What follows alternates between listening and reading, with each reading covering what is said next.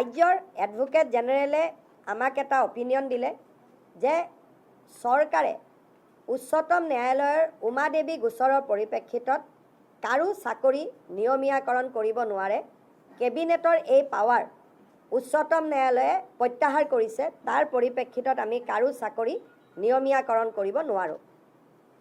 কিন্তু সৰ্বশিক্ষা অভিযানত কাম কৰি থকা শিক্ষকসকলক যাতে আমি সকাহ দিব পাৰোঁ, তাৰ বাবে আজি কেবিনেটে ৩৫,০০০ নতুন শিক্ষকৰ পদ চৰকাৰত সৃষ্টি কৰি SSৰ শিক্ষকসকলৰ বাবে এটা স্পেচিয়েল ৰিক্ৰুটমেণ্ট ড্ৰাইভ কৰিব খুজিছে। অৰ্থাৎ এই বিশেষ ৩৫,০০০ পোষ্টত অকল SSত কাম কৰি থকা শিক্ষকসকলেহে আবেদন কৰিব পাৰিব আৰু বাকী নিয়মীয়া যিবিলাক পোষ্ট তাত ফ্ৰেছ কেণ্ডিডেটবিলাকে আবেদন কৰিব পাৰিব।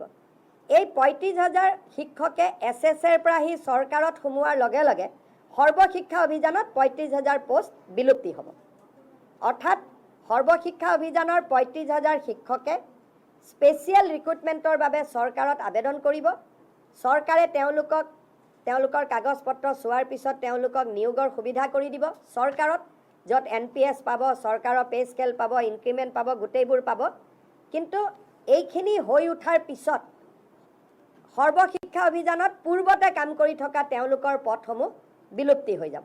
অৰ্থাৎ আমি ৰেগুলাৰাইজেশ্যন কৰিব নোৱাৰাৰ বাবে আমি স্পেচিয়েল ৰিক্ৰুটমেণ্ট ড্ৰাইভ সৰ্বশিক্ষা অভিযানৰ শিক্ষকসকলৰ বাবে কৰিব খুজিছোঁ। আৰু ইয়াৰ ফলত মই ভাবোঁ যে অহা ৪-৫ মাহৰ ভিতৰতে সৰ্বশিক্ষা অভিযানৰ প্ৰতি